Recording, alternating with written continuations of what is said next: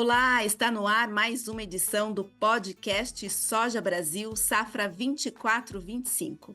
Em setembro, grande parte dos estados produtores de soja deve iniciar a semeadura do grão. E para falar sobre esse início de plantio, nós convidamos o engenheiro agrônomo, mestre em agronomia, doutor em biologia vegetal e pesquisador da Embrapa Soja, Leonardo Campos. Seja bem-vindo, Leonardo. Obrigado.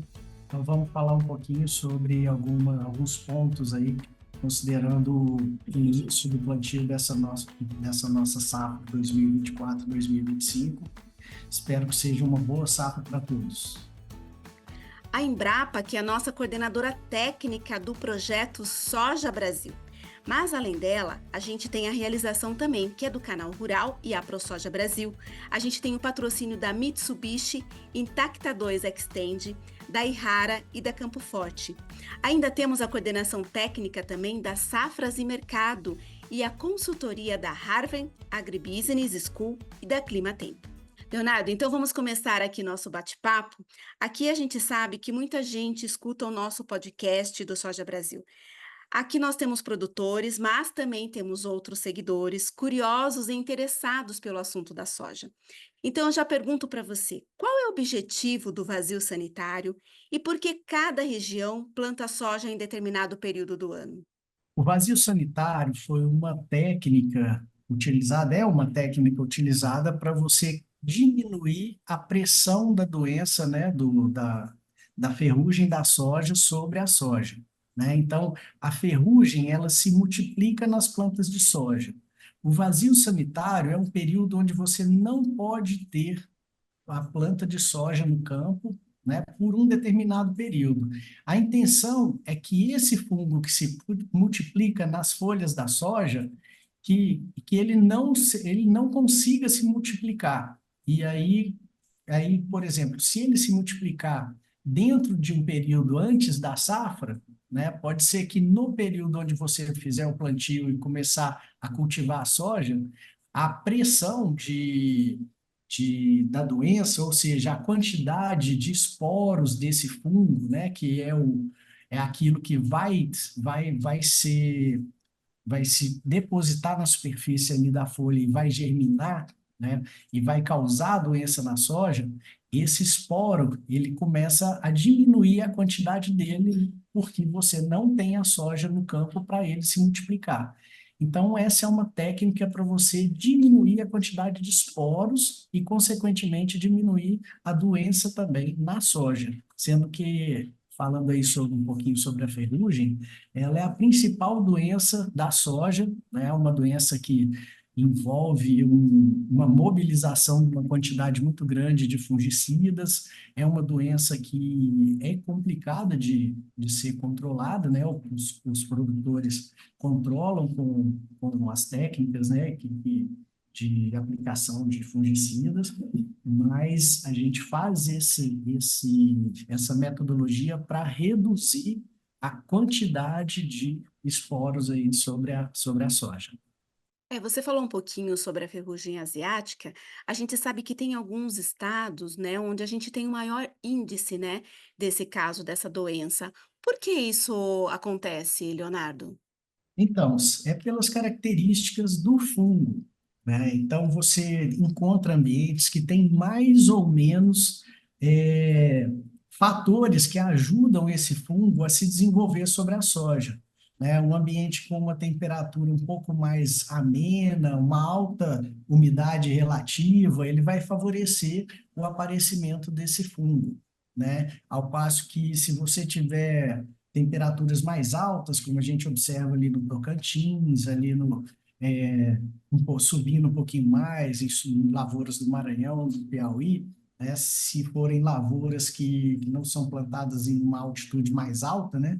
Onde você tem uma temperatura menor à noite, mas se forem lavouras que têm uma alta temperatura à noite, você não tem uma pressão tão grande da doença como você pode ter em regiões mais frias e mais úmidas, né? Então, Uhum. por isso que o fungo encontra uma, um fator favorável para o seu desenvolvimento. e aí você tem incidência maior dessa doença. Vamos falar um pouquinho sobre a semente da soja, né? A gente fala muito da Beleza. semente, o que a semente pode trazer de benefícios para a produção, mas é importante a gente ressaltar a procedência dessa semente, se é certificado ou não, e quais os impactos econômicos e ambientais. Primeiro, seria interessante falar sobre o que que é a semente certificada. A semente certificada, ela precisa apresentar algumas características favoráveis, né? Garantir uma genética benéfica e para o produtor, uma genética que garanta uma produtividade. Então, ela precisa ter uma qualidade física, ou seja, não precisa ter só sementes, não pode ter pedras, algumas sementes de outras plantas que pode ter havido em decorrência de uma contaminação. Você precisa assegurar uma qualidade sanitária, então são sementes que elas não podem ter aderidas ali algum fungo, alguma praga, alguma doença também, né? E ela precisa também apresentar uma qualidade fisiológica, ou seja, ela precisa garantir que essa semente ela precisa apresentar uma boa germinação, um bom vigor, né, para que ela consiga se estabelecer o mais rapidamente no campo, desenvolvendo-se o mais rapidamente, e com alto vigor, ela também vai suportar um ambiente mais estressante aí nesse local, né? Por exemplo, se você tem uma semente com alto vigor, ela tende a suportar períodos de seca, né? Então, ela forma o stand, que é a quantidade de plantas com mais com mais facilidade, ou você tem uma garantia que você vai ocupar aquele espaço com a população adequada de plantas. Então, o impacto econômico seria, por exemplo, né, se você está comprando uma semente e você não tem uma qualidade física, se você estiver comprando, se na colheita, né, veio muita terra, pedra, e está comprando e tem uma contaminação com outras sementes, você não está comprando a semente, por exemplo, se você comprar uma semente de soja, né? Então, você não está comprando só a semente de soja, mas você está comprando outras coisas que você não gostaria de trazer para a sua propriedade. Então, o impacto econômico é diretamente, né? Então, você paga por aquilo, por uma coisa, e não está levando aquilo que você pagou.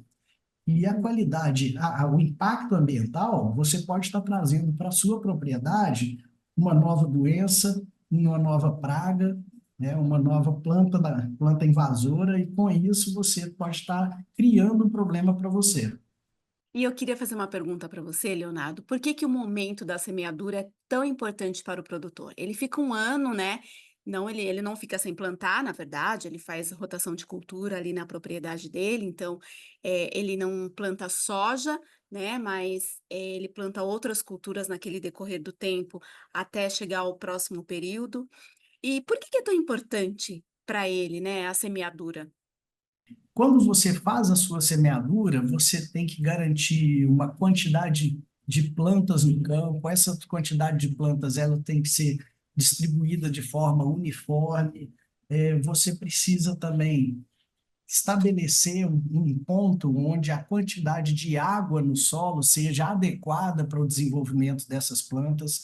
E se isso não for observado, se isso não for levado em consideração, você pode comprometer toda a sua produtividade. Então, é uma etapa fundamental para o produtor. Além disso também, né, um outro ponto que a gente destaca aqui quando a gente fala do início de plantio é a regulagem de máquinas, né? Quais são os impactos para o produtor se ele não fizer a lição de casa? Então, essa regulagem de máquinas e a distribuição das sementes no campo, a gente tem chamado de plantabilidade, né? Que seria a distribuição, a forma como você distribui essas sementes no campo, né? Isso falando de soja.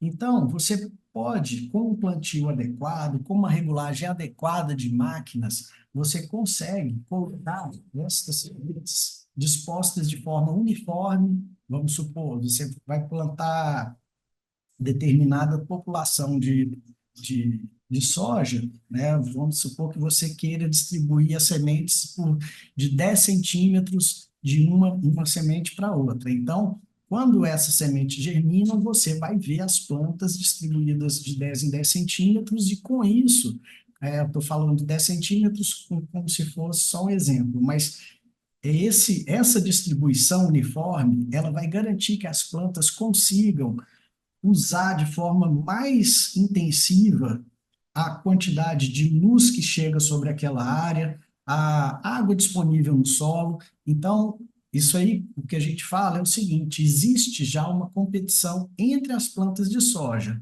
Quando você coloca essas plantas distribuídas uniformemente, você minimiza essa competitividade entre plantas, e com isso você consegue aumentar aquela conversão de luz, de água e de nutrientes em produtividade, né? Então, é o que a gente faz de forma mais, que a gente busca fazer de forma mais adequada para aproveitar todos os recursos naturais daquela área. E agora, Leonardo, eu queria entender um pouquinho, de forma mais objetiva, né, o que é inoculação e co-inoculação da soja. E tem um momento certo de fazer isso? Sim, a co-inoculação e a inoculação, vou definir primeiro inoculação e aí você vai entender.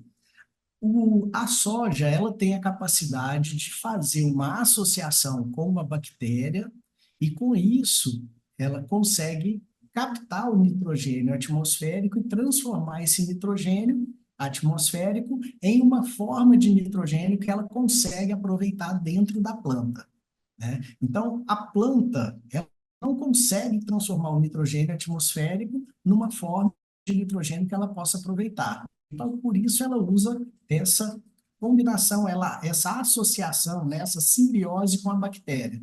A bactéria capta esse nitrogênio atmosférico e transforma esse nitrogênio numa forma que a planta consegue aproveitar o nitrogênio.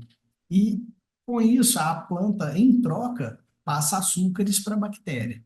A inoculação é o ato de você colocar a bactéria que faz essa transformação do nitrogênio atmosférico para o nitrogênio que a planta consegue aproveitar, né? Então, colocando essa bactéria em contato com a semente, né, esse processo a gente chama de inoculação. O bradyrhizóbio é o nome da bactéria que faz essa captação do nitrogênio atmosférico e transforma ele em um nitrogênio que a planta consegue aproveitar.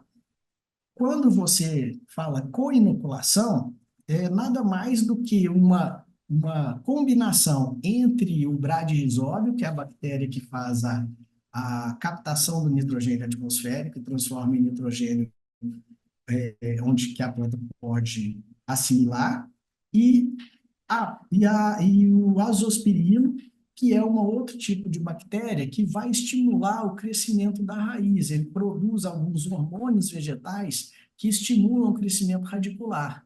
Então, a gente chama de co-inoculação porque é a combinação desses dois micro-organismos, e é uma combinação dos dois micro-organismos sendo colocados sobre a semente da soja. Isso é o nome de co-inoculação. Então, essa é a diferença entre os dois. Atualmente, o pessoal tem usado bastante a co-inoculação porque isso também favorece o desenvolvimento radicular e, consequentemente, você tem plantas mais vigorosas que podem suportar melhor os estresses abióticos, como seca e alta temperatura, né? E ela consegue explorar mais o solo e captar umidade nas partes mais inferiores desse solo, ok? Ok.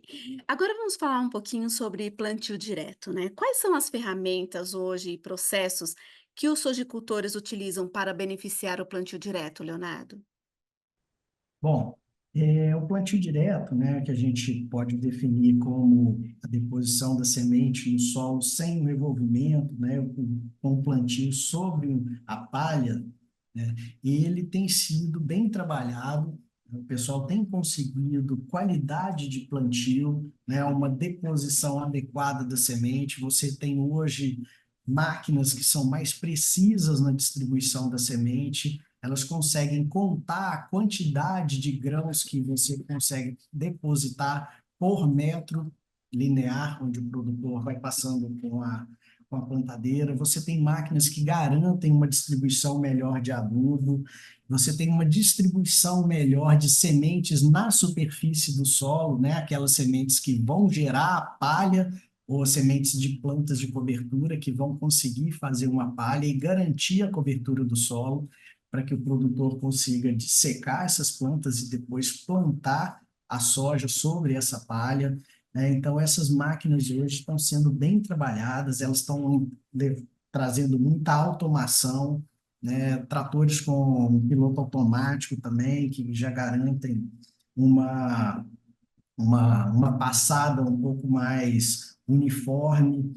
Então, essas ferramentas, elas têm sido trabalhadas pelos produtores e pelas empresas para melhorar essa cobertura do solo, para você garantir que a quantidade de adubo seja depositada de modo adequado, de adubo, de corretivos também, né, de calcário. Então, agricultura de precisão, isso tudo vai garantir uma formação de uma palhada adequada e com isso você tem uma cobertura de solo mais uniforme e fica mais fácil você plantar fazer a deposição da sua semente nesse sistema de plantio direto.